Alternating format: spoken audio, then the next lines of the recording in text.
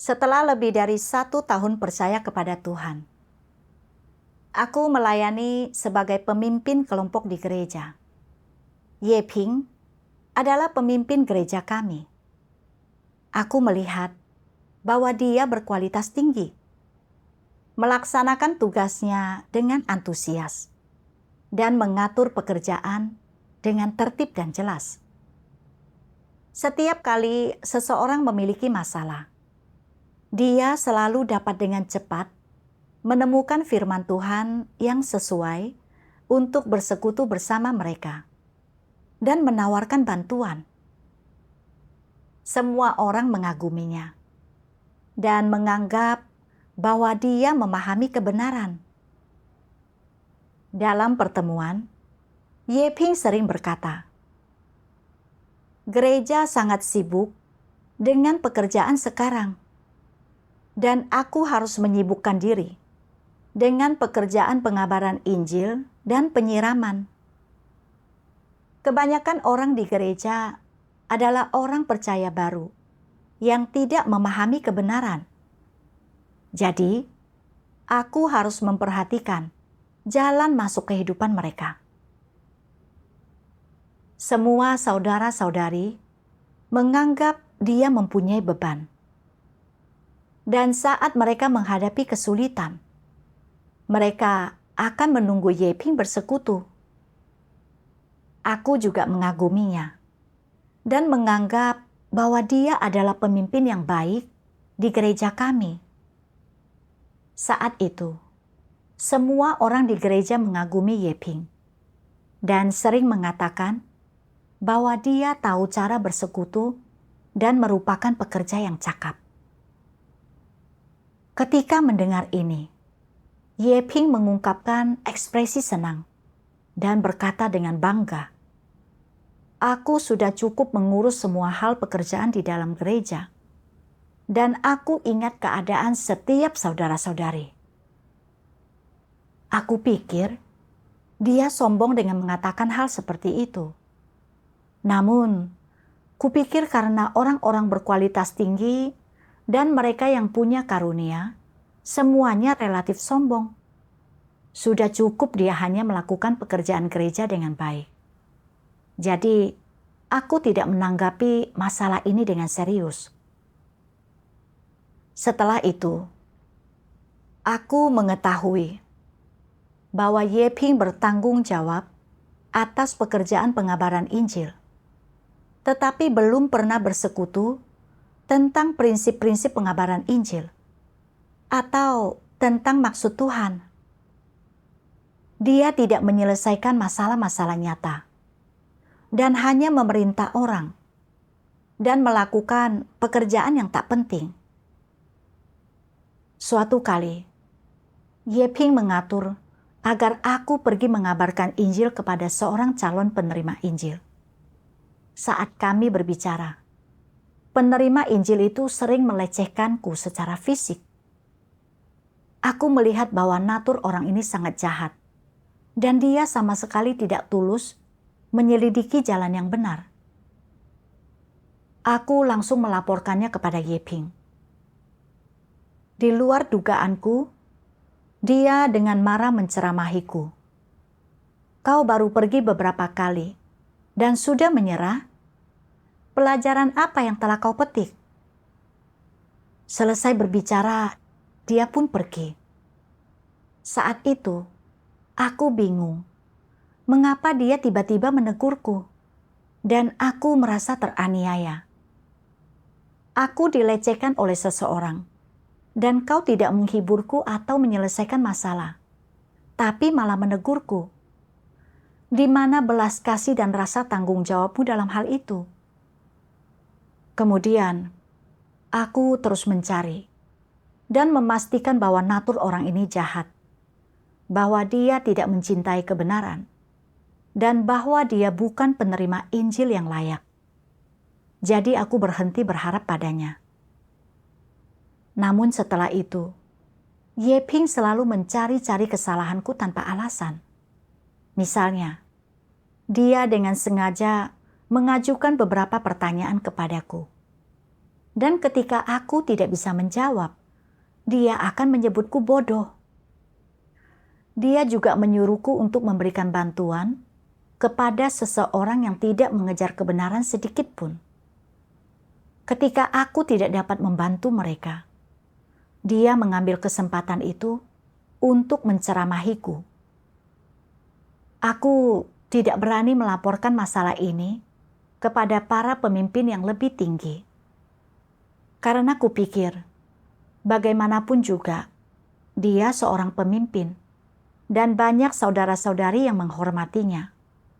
Sementara itu, aku hanya seorang pemimpin kelompok dan aku harus melakukan yang terbaik untuk tidak menyinggung perasaannya.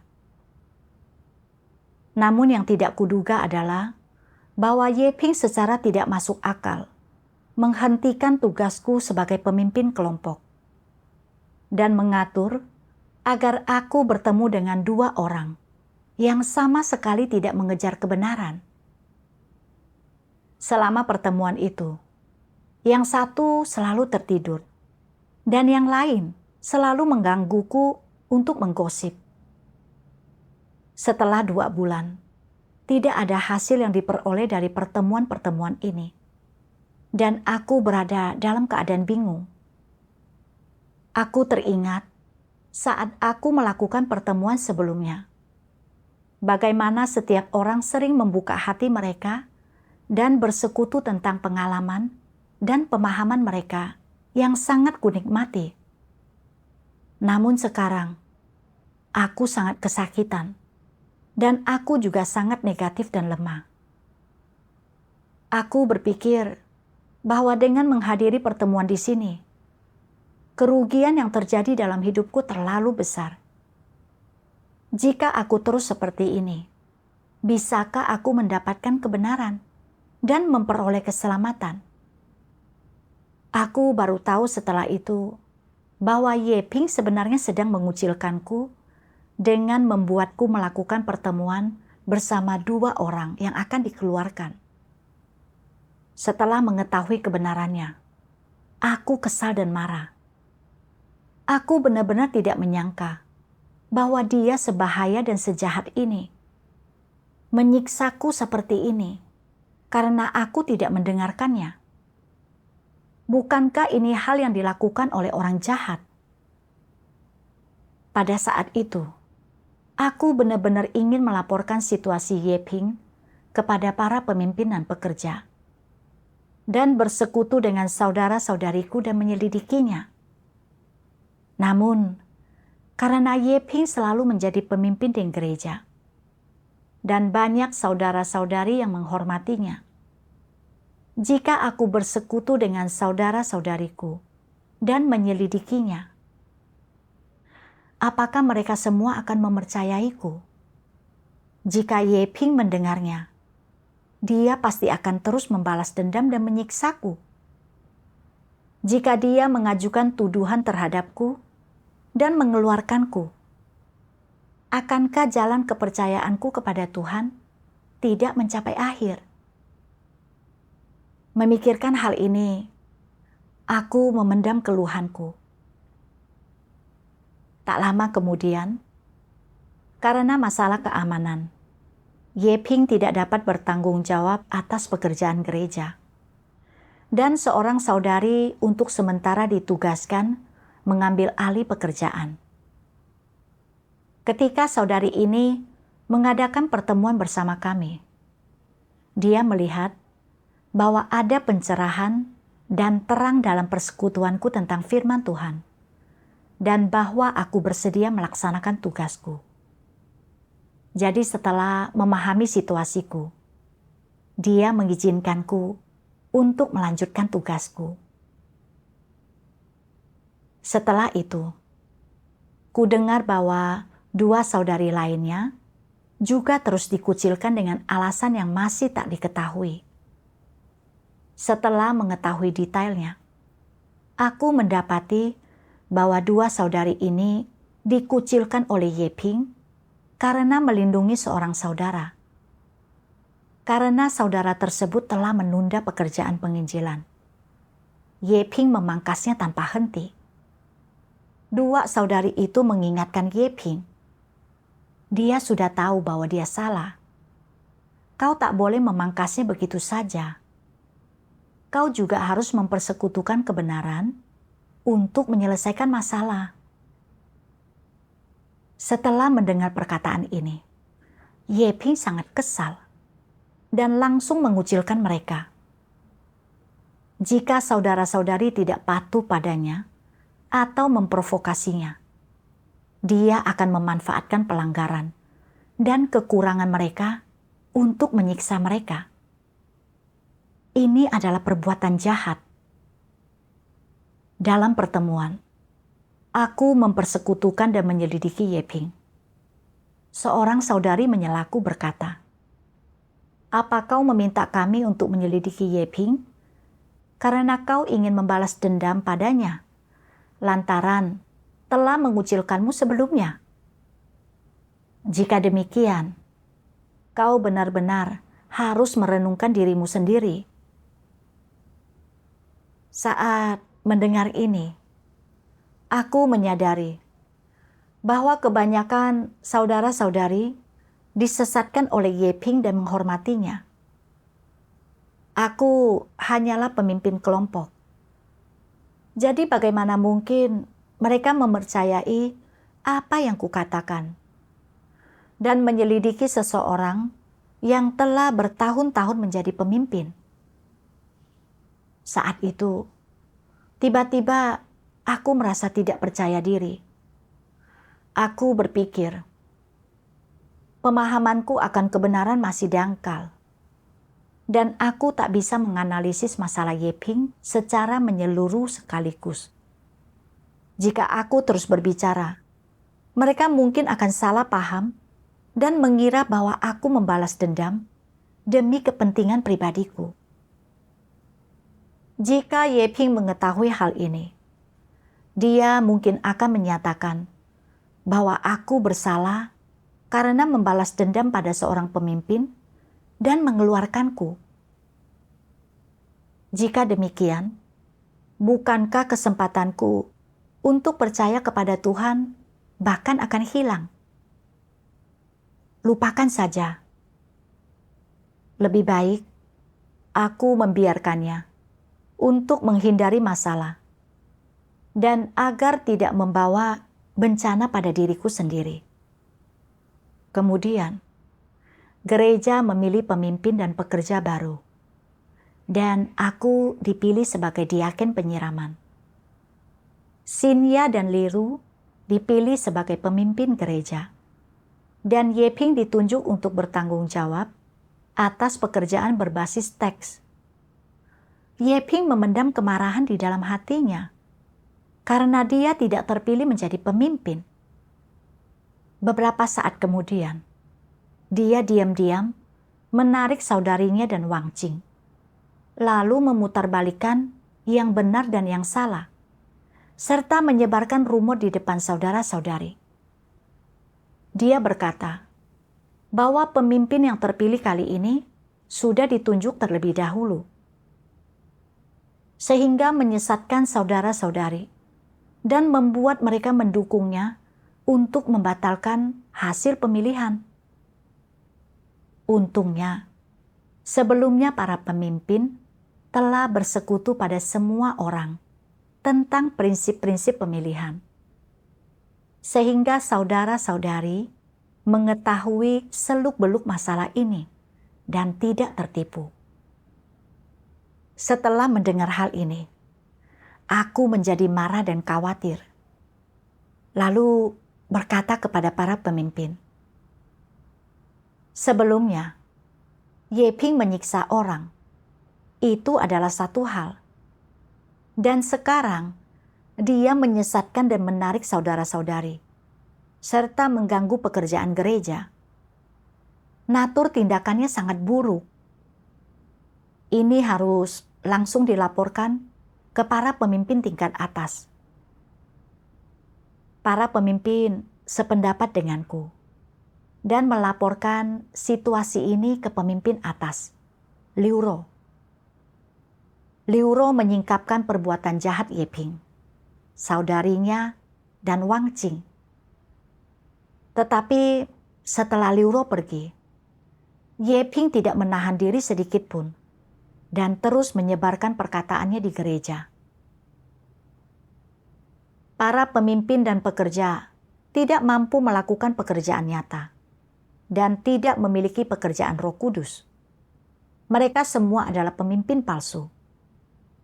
Pemimpin palsu tidak mampu melakukan pekerjaan gereja dan tidak tahu caranya mempersekutukan kebenaran untuk menyelesaikan masalah. Mereka hanya bisa merugikan orang. Ye Ping dan yang lainnya juga berbicara pada mereka yang dikucilkan. Kalian melaksanakan tugas kalian dengan setia. Dan para pemimpin palsu itulah yang menekan dan mengucilkan kalian. Mereka juga berkata pada seorang saudari yang melaksanakan tugas sebagai tuan rumah.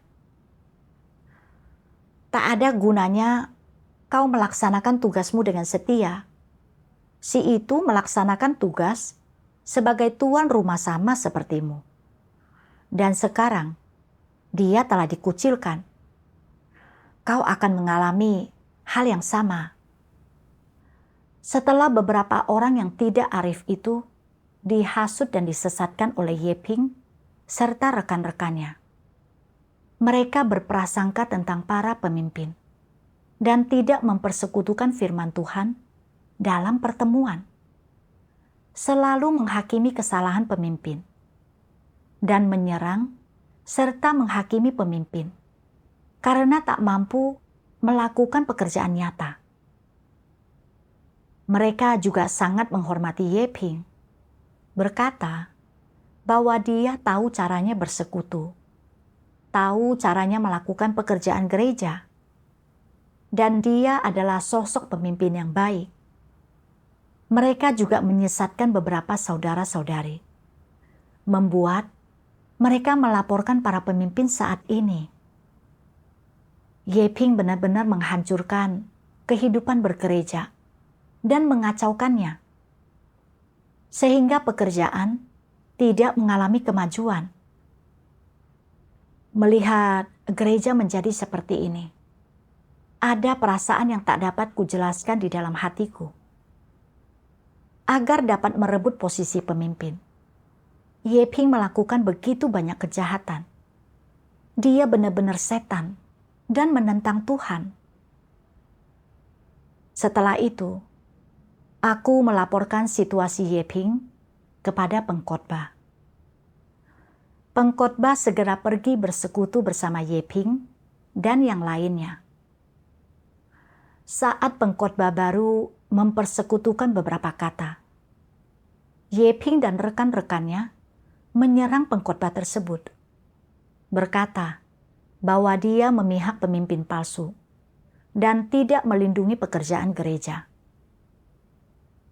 Serangan verbal ini membuat pengkhotbah menangis. Dan setelah itu, untuk segera menghentikan kekacauan ini, dia memberhentikan 2 pemimpin gereja dan 1 diaken penginjilan tanpa alasan. Melihat pengaturan seperti itu, hatiku bergejolak dan kupikir, bukankah semuanya terjungkir balik? Dia tidak menangani orang yang melakukan kejahatan, tetapi memberhentikan mereka yang mampu melakukan beberapa pekerjaan nyata. Sangat tak berprinsip. Bukankah dia sama saja dengan mengikuti Ye Ping melakukan kejahatan? Aku bertanya kepada pengkhotbah, berdasarkan perilaku mereka yang mana, dan berdasarkan prinsip-prinsip yang mana, kau memutuskan untuk mengganti orang-orang ini? Dia berkata bahwa para pemimpin ini dan diaken penginjilan tidak mampu menyelesaikan masalah saudara-saudari, tidak membicarakan kerusakan mereka pada pertemuan, serta tidak memiliki pekerjaan Roh Kudus. Lalu dia menunjukku untuk bertanggung jawab atas pekerjaan gereja untuk sementara. Mendengar bagaimana alasan yang diberikan oleh pengkhotbah dan serangan Yeping serta rekan-rekannya terhadap para pemimpin sangat mirip. Aku sangat marah. Di perjalanan pulang, aku benar-benar tak bisa menerimanya. Sekarang, bahkan pengkhotbah memihak kepada Yeping. Semua pemimpin gereja telah diberhentikan, dan aku hanyalah diaken penyiraman. Aku tidak memiliki prinsip-prinsip kearifan, dan aku tak dapat mempersekutukan kebenaran dengan jelas. Jika aku tidak melakukan pekerjaanku dengan baik, bukankah Yeping akan menggunakan ini sebagai senjata untuk menghukum dan melaporkanku? Selain itu, Yeping dan yang lainnya semuanya pandai berbohong, dan saudara-saudari telah disesatkan oleh mereka. Jadi, siapa yang akan memihak kepadaku? Setelah memikirkan semua ini, aku kehilangan seluruh keberanianku, dan hatiku terasa sangat lemah. Setelah berpikir bahwa aku harus bertanggung jawab atas pekerjaan gereja, aku agak takut. Yeping mengincar posisi pemimpin, dan jika aku harus bertanggung jawab atas pekerjaan gereja, dia pasti akan menganggap bahwa aku menempati posisinya dan mengincarku. Dengan kemanusiaan yang jahat seperti itu, akankah dia melepaskanku? Akankah dia menggunakan cara yang bahkan lebih jahat untuk menyiksaku? Makin aku memikirkannya, makin aku khawatir dan gelisah. Dan aku berencana untuk meminta saudari Liru mewakiliku menangani pekerjaan gereja. Dengan demikian, Yeping dan rekan-rekannya tak akan menyerangku. Setelah itu, saat kami melakukan pekerjaan dalam kelompok kecil, aku meminta Liru pergi ke kelompok Yeping. Akibatnya, Liru diserang oleh mereka. Pekerjaan tak dapat terlaksana dan keadaan Liru pun terpengaruh. Aku menyalahkan diriku sendiri dan membenci betapa egoisnya aku saat itu. Namun, jika aku benar-benar harus menangani masalah itu sendiri, aku tak memiliki kepercayaan untuk melakukannya. Aku berdoa kepada Tuhan. Tuhan, ada orang-orang jahat yang mengganggu gereja, dan aku harus berani dan melindungi pekerjaan gereja. Tetapi aku takut jika Yeping dan rekan-rekannya akan menggunakan ini sebagai senjata untuk menekan dan menyiksaku, sehingga aku kehilangan tugasku. Aku bersembunyi di belakang seperti seorang pengecut, dan aku belum memenuhi tanggung jawabku. Tuhan, kumohon berikanlah aku keberanian dan iman. Setelah berdoa, aku melihat bagian firman Tuhan yang membuatku merasa sangat malu. Firman Tuhan katakan,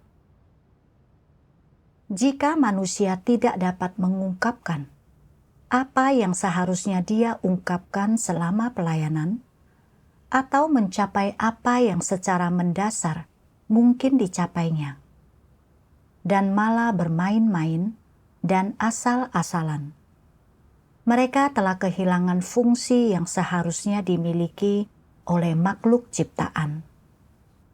Orang-orang semacam ini dikenal sebagai orang yang biasa-biasa saja. Mereka adalah sampah yang tidak berguna.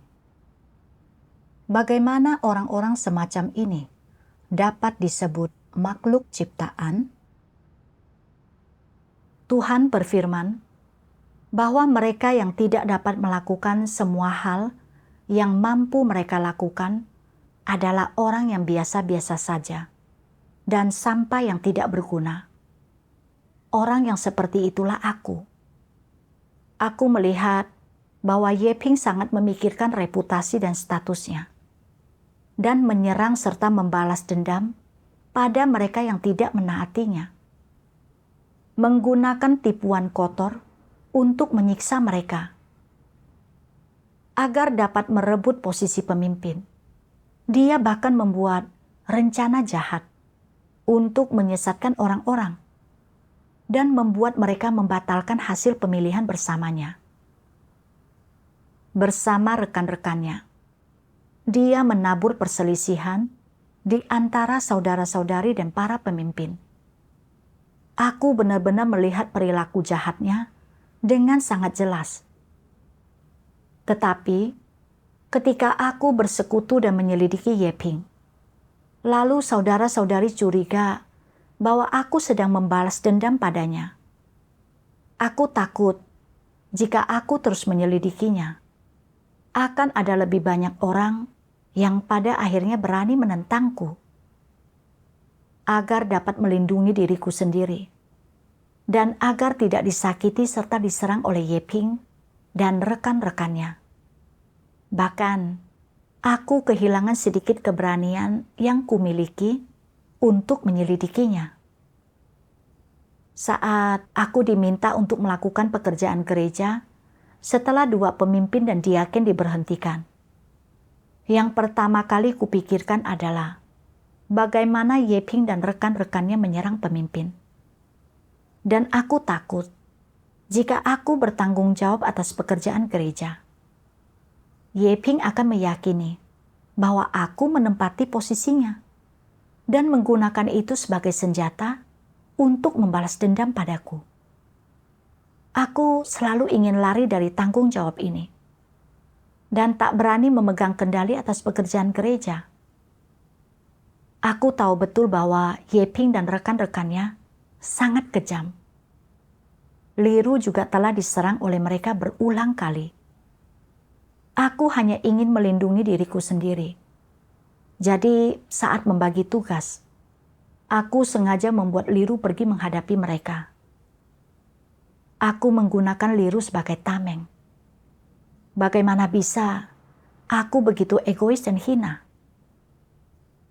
Menghadapi kekuatan jahat dan anti-Kristus yang mengganggu gereja, aku tidak mematuhi prinsip-prinsip dan tidak dapat berpihak pada keadilan. Bagaimana mungkin aku dianggap sebagai makhluk ciptaan? Aku benar-benar tak berguna. Aku sudah sangat mengecewakan Tuhan. Makin aku mencoba merenungkan firman Tuhan, makin aku mencela diriku sendiri dan merasa sangat menyesal. Aku tak boleh melukai hati Tuhan lagi. Dan aku tak boleh menjadi sangat egois dan pengecut lagi. Hanya memikirkan diriku sendiri. Aku harus tunduk pada keadaan yang telah diatur Tuhan. Dan berusaha sebaik mungkin untuk melakukan pekerjaan gereja di atas segalanya. Setelah itu, aku memiliki keberanian untuk menghadapi Yeping dan rekan-rekannya. Meskipun aku akan tetap diserang oleh Yeping dan yang lainnya saat aku pergi melakukan pekerjaan. Betapapun tidak masuk akalnya mereka, aku tak akan lagi menghindari mereka. Aku hanya akan fokus mempersekutukan prinsip-prinsip kebenaran dan tidak terpengaruh oleh mereka. Setelah itu, aku merenungkan diriku sendiri dan berpikir, kenapa aku sangat takut pada mereka? Dan kenapa aku tak berani menghadapi mereka? Di tengah pencarian ini, aku membaca 2 bagian firman Tuhan yang membuatku sangat terharu. Tuhan yang Maha Kuasa berfirman, ketika keadilan bentrok dengan kejahatan, amarah manusia tidak akan terbakar dalam mempertahankan keberadaan keadilan atau untuk menegakkannya. Sebaliknya, ketika kekuatan keadilan terancam, dianiaya, dan diserang, sikap manusia tidak peduli, menghindar, atau mundur. Namun, ketika menghadapi kekuatan kejahatan, sikap manusia membantu menjilat. Tuhan berkata bahwa tanpa izin Tuhan, sulit bagi iblis untuk menyentuh bahkan setetes air pun, atau butiran pasir di atas tanah. Tanpa izin Tuhan, iblis bahkan tidak bebas untuk memindahkan semut di atas tanah, apalagi umat manusia yang diciptakan oleh Tuhan. Sejauh mana engkau dapat mempercayai firman ini? Melawan antikristus dan orang jahat menyingkapkan seberapa besar imanmu. Jika engkau memiliki kepercayaan yang sejati kepada Tuhan, maka engkau memiliki iman yang sejati. Jika engkau hanya memiliki sedikit kepercayaan kepada Tuhan, dan kepercayaan itu samar dan hampa, maka engkau tidak memiliki iman yang sejati. Jika engkau tidak percaya bahwa Tuhan dapat berdaulat atas semua ini, dan bahwa iblis berada di bawah kekuasaan Tuhan, dan engkau masih takut terhadap antikristus dan orang-orang jahat, dapat menoleransi mereka melakukan kejahatan di dalam gereja, mengganggu dan merusak pekerjaan gereja, serta dapat berkompromi dengan iblis, atau memohon belas kasihannya demi melindungi dirimu sendiri. Tidak berani tampil dan melawan mereka, dan engkau telah menjadi pembelot, penyenang orang, dan pengamat. Maka engkau tidak memiliki kepercayaan yang sejati kepada Tuhan. Kepercayaanmu kepada Tuhan diragukan, yang menjadikan kepercayaanmu sangat menyedihkan. Rasanya seolah firman Tuhan menghakimiku secara langsung, yang membuatku sangat sedih dan takut. Aku menyadari bahwa Tuhan benar-benar memeriksa lubuk hati manusia, dan Dia mengetahui dengan jelas apa yang ada di dalam hatiku. Setelah memikirkannya dengan saksama, aku menyadari bahwa sekuat apapun kekuatan jahat iblis, mereka tak bisa melampaui batas yang telah Tuhan tetapkan bagi mereka. Dan mereka tentu tak bisa dan tak berani melakukan hal-hal yang tidak diizinkan Tuhan. Penyebab utama ketakutanku akan Yeping dan rekan-rekannya adalah karena aku tidak percaya pada kedaulatan Tuhan atas segalanya. Kukira aku tak memiliki status di gereja, dan perkataanku tak memiliki tingkat pertumbuhan. Sementara itu, Yeping selalu menjadi pemimpin, dan seorang pembohong yang juga telah menyesatkan saudara-saudari. Dia bahkan membuat pengkhotbah itu memihak padanya. Aku lemah dan rentan, serta perkataanku tidak terlalu berpengaruh. Aku bukanlah tandingannya. Jadi bahkan saat aku dikucilkan dan disiksa olehnya, dan bahkan saat aku melihatnya menekan saudara-saudari sambil melakukan kejahatan, serta mengganggu pekerjaan gereja, aku tetap tidak cukup berani untuk melaporkannya. Kupikir, aku akan diberhentikan dan dikeluarkan, sehingga kehilangan kesempatanku untuk memperoleh keselamatan. Lebih baik aku menjalani kehidupan yang tak bermakna, tidak ikut campur saat dia terus melakukan kejahatan, dan tidak menyingkapkan perbuatan jahatnya. Aku jelas terlibat dalam kejahatannya, dan secara tidak langsung mengizinkan iblis merusak pekerjaan gereja.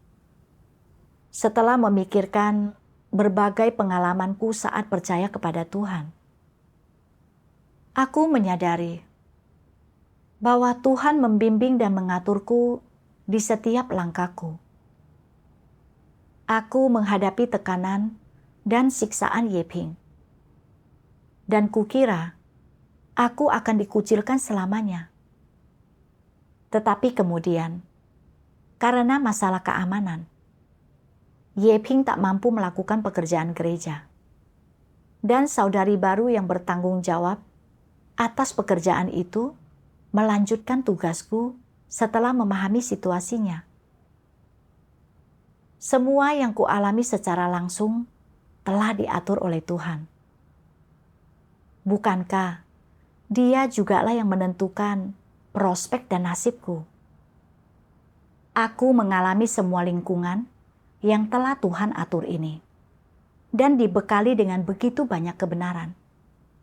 Tetapi, mengapa hingga saat itu aku belum beriman kepada Tuhan? Ketika sesuatu menimpaku, aku tidak berdoa dan tidak berseru kepada Tuhan atau menerapkan kebenaran. Sebaliknya, aku takut akan status dan kekuatan iblis. Aku menganggap kekuatan jahat iblis lebih mulia daripada Tuhan sendiri. Bukankah aku sedang menyerahkan diri kepada iblis? Tempat apa yang kusisakan untuk Tuhan di dalam hatiku? Aku menyadari bahwa aku meyakini teori bahwa Tuhan memegang kedaulatan atas segalanya dan bahwa Dia benar. Tetapi ketika sesuatu menimpaku, aku berkompromi dengan iblis dan menjadi pembelot. Imanku kepada Tuhan sangatlah kecil. Saat itu, akhirnya aku mengerti bahwa meskipun kekuatan jahat antikristus mungkin akan merajalela selama beberapa waktu, menekan saudara-saudari dan menyesatkan beberapa orang yang bingung dan tidak arif, Tuhan menggunakan mereka untuk membantu orang-orang belajar menjadi arif. Cepat atau lambat, antikristus akan diperlihatkan siapa diri mereka yang sebenarnya dan disingkirkan. Ini sama seperti sebelumnya. Saat gereja kita memiliki seorang antikristus yang melakukan berbagai kejahatan selama melaksanakan tugasnya. Pada akhirnya, semua perbuatan jahatnya disingkapkan dan dia ditinggalkan oleh saudara-saudari serta dikeluarkan dari gereja. Aku menyadari bahwa gereja adalah tempat di mana kebenaran Tuhan berkuasa. Jika orang tidak dengan tekun mengalaminya sendiri, bagaimana mungkin dia mengetahui perbuatan Tuhan? Aku hanya melihat apa yang ada di luarnya. Dan ketika sesuatu menimpaku, aku menyerah pada kekuatan iblis. Tak ada tempat untuk Tuhan di dalam hatiku. Aku benar-benar orang tidak percaya. Aku tidak memahami kebenaran. Aku adalah makhluk yang menyedihkan. Setelah memikirkan hal ini, aku menjadi malu akan betapa pengecut dan egoisnya aku. Aku bersedia melakukan penerapan berdasarkan prinsip-prinsip rumah Tuhan dan bergantung kepada Tuhan untuk menyingkapkan dan meninggalkan antikristus. Aku bergegas menemui rekan-rekan kerjaku dan mendiskusikan bagaimana kami harus menangani Yeping dan rekan-rekannya. Setelah bertemu, kami makan dan minum bagian firman Tuhan. Tuhan berfirman, "Jika suatu gereja tidak memiliki seorang pun yang bersedia melakukan kebenaran, dan tak seorang pun yang bisa memberikan kesaksian bagi Tuhan, gereja tersebut haruslah sepenuhnya dikucilkan, dan hubungannya dengan gereja-gereja lain harus diputuskan." Ini disebut mengubur kematian.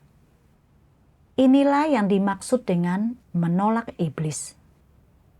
Jika di sebuah gereja terdapat beberapa perundung lokal dan mereka diikuti oleh lalat-lalat kecil yang sama sekali tidak memiliki ketajaman rohani.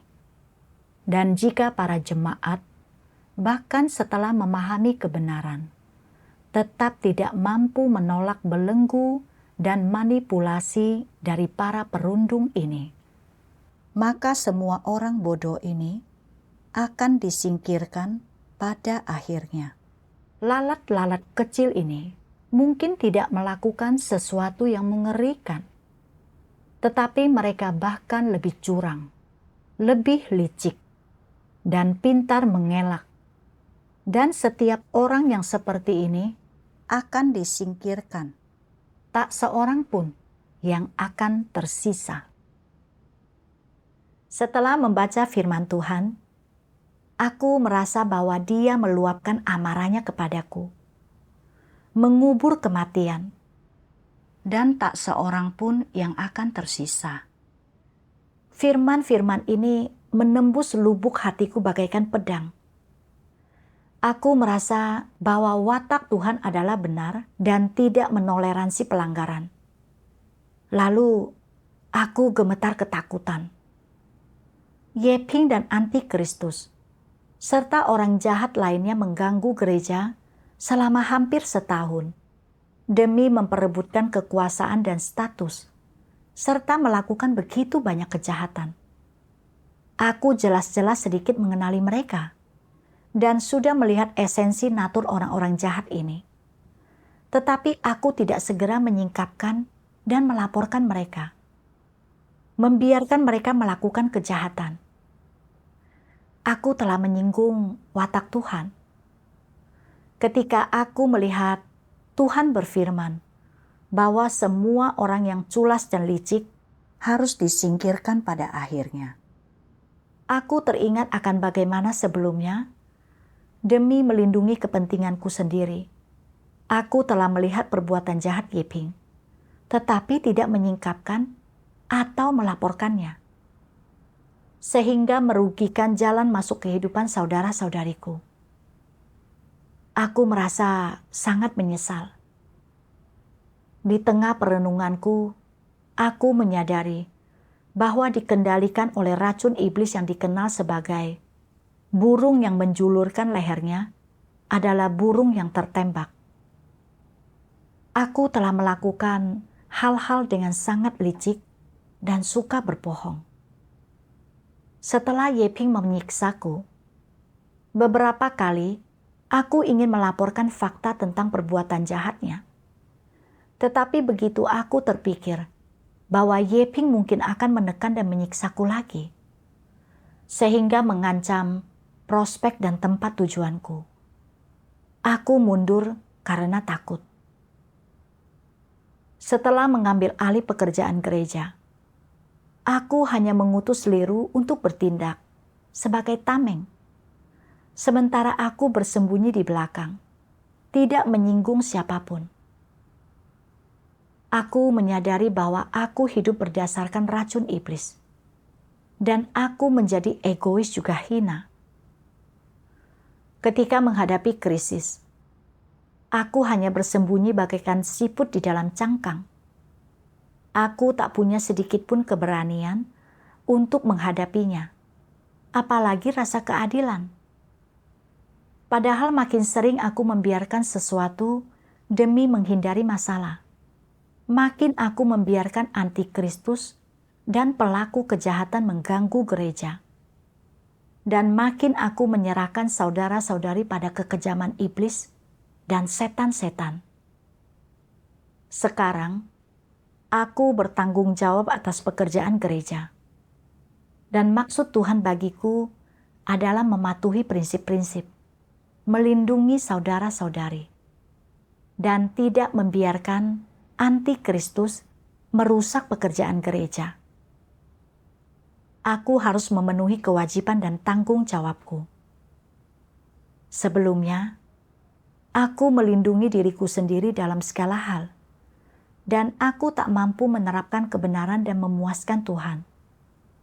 Tetapi, Tuhan tidak melarangku melaksanakan tugasku.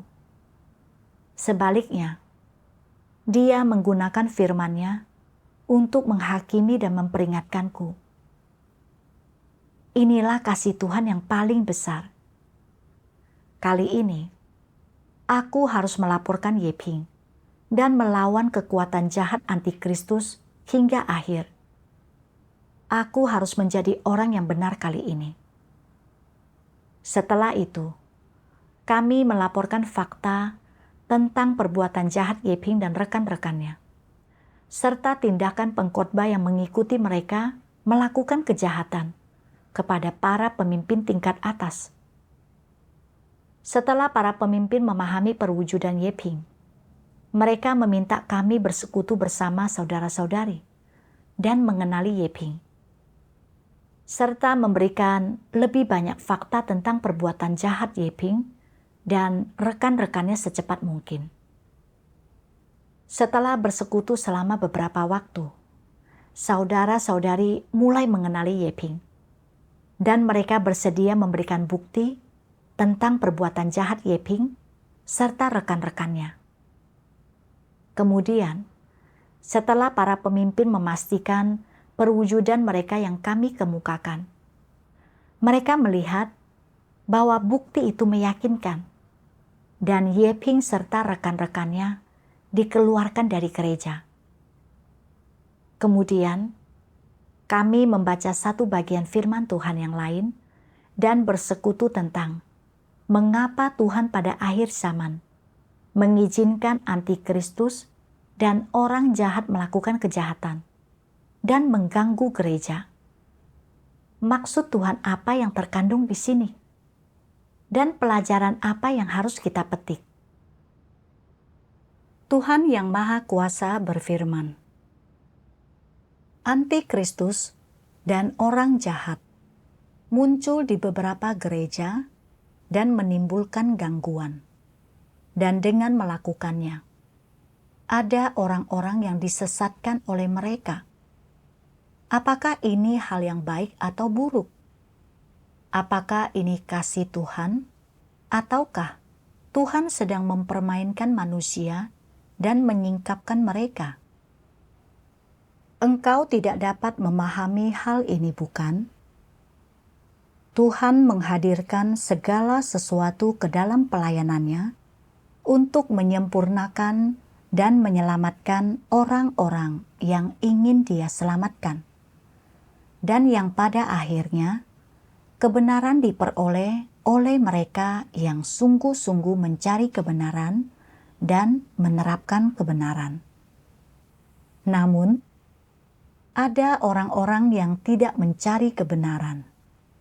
Mereka mengeluh dan berkata, cara kerja Tuhan tidak benar. Itu membuatku sangat menderita. Aku hampir mengikuti antikristus. Jika gangguan ini benar-benar diatur oleh Tuhan, bagaimana mungkin Dia membiarkan manusia mengikuti antikristus? Apa yang sedang terjadi di sini? Fakta bahwa engkau tidak mengikuti antikristus membuktikan bahwa engkau memiliki perlindungan Tuhan. Jika engkau mengikuti antikristus, itu adalah pengkhianatan terhadap Tuhan, dan Tuhan tidak lagi menginginkanmu.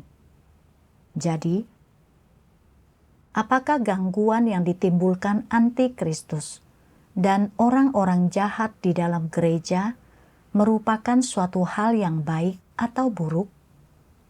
Di luarnya, kelihatannya itu merupakan hal yang buruk.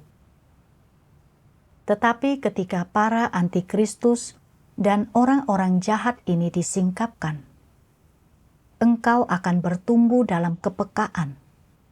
Mereka dikeluarkan dan tingkat pertumbuhanmu meningkat. Jika kelak engkau bertemu lagi dengan orang-orang semacam itu, engkau akan mampu mengenali mereka, bahkan sebelum mereka menunjukkan diri mereka yang sesungguhnya, dan engkau akan menolak mereka. Hal ini akan membuatmu dapat memetik pelajaran dan mendapatkan manfaat. Engkau akan tahu cara mengenali antikristus dan tidak lagi disesatkan oleh iblis. Jadi, katakanlah kepadaku, bukankah baik jika antikristus mengganggu dan menyesatkan orang? Hanya jika mereka telah mengalami tahap ini, barulah orang mampu memahami bahwa Tuhan tidak bertindak sesuai dengan gagasan dan imajinasi mereka, dan bahwa Tuhan mengizinkan si naga merah yang sangat besar menimbulkan gangguan dengan heboh, dan mengizinkan antikristus menyesatkan umat pilihan Tuhan, agar dia dapat memanfaatkan iblis dalam pelayanannya untuk menyempurnakan umat pilihannya. Dan baru pada saat itulah orang memahami maksud baik Tuhan. Ada orang-orang yang berkata, "Aku telah disesatkan oleh antikristus 2 kali, dan aku tetap tidak dapat mengenali mereka. Jika antikristus yang lebih licik datang, aku pasti akan disesatkan lagi. Jadi, biarkan hal itu terjadi lagi agar engkau dapat mengalaminya dan memetik pelajaran." Tuhan harus melakukan hal-hal dengan cara seperti ini agar Dia dapat menyelamatkan manusia dari pengaruh iblis. Firman Tuhan membuatku merasa bahwa Dia benar-benar sangat maha kuasa dan bijaksana dalam pekerjaannya. Para pelaku kejahatan dan antikristus yang mengganggu gereja bukanlah hal yang baik di luarnya dan tidak sesuai dengan gagasan serta imajinasi manusia. Tetapi itu terjadi atas izin Tuhan dan terdapat hikmat Tuhan di dalamnya. Tuhan menggunakan pekerjaan iblis dan setan-setan di gereja untuk menyingkapkan dan menyingkirkan mereka, serta membantu kita belajar untuk menjadi arif. Tuhan mengetahui bahwa tingkat pertumbuhan kita terlalu rendah dan mudah bagi kita untuk disesatkan oleh antikristus dan pelaku kejahatan. Jadi, melalui mereka yang melakukan kejahatan di gereja, Dia membuat kita menjadi makin arif. Di saat yang sama, Dia juga menyingkapkan mereka yang bingung dan tidak arif, serta mengikuti yang lain dengan membabi buta. Aku teringat akan firman Tuhan. Banyak yang dipanggil, tetapi sedikit yang dipilih. Aku semakin mengerti di dalam hatiku bahwa ada banyak orang yang percaya kepada Tuhan dan mengikutinya. Dan pada awalnya, gandum serta ilalang, semuanya diikat menjadi satu. Dan tak ada orang yang dapat membedakan mana yang baik dan yang buruk. Namun, seiring dengan berkembangnya pekerjaan penghakiman Tuhan di akhir zaman, mereka yang dapat menerima dan mengejar kebenaran, mampu menerima penghakiman Tuhan dan menjauhkan diri mereka dari kerusakan. Sementara itu, orang tidak percaya, orang jahat, dan antikristus diperlihatkan siapa diri mereka yang sebenarnya dan dikeluarkan sepenuhnya, serta gereja menjadi makin bersih. Ini adalah hasil yang pasti dari penyelesaian yang sempurna akan pekerjaan penghakiman Tuhan. Pada tanggal 4 Desember 2018, pemberitahuan tentang pengusiran Yeping dan yang lainnya disampaikan pada gereja. Semua saudara-saudari bersuka cita dan memuji keadilan Tuhan dari lubuk hati mereka. Kekacauan dalam gereja akhirnya mereda, dan saudara-saudari kembali menjalani kehidupan bergereja mereka yang normal. Dari lubuk hatiku yang terdalam, aku bersyukur pada Tuhan atas bimbingannya.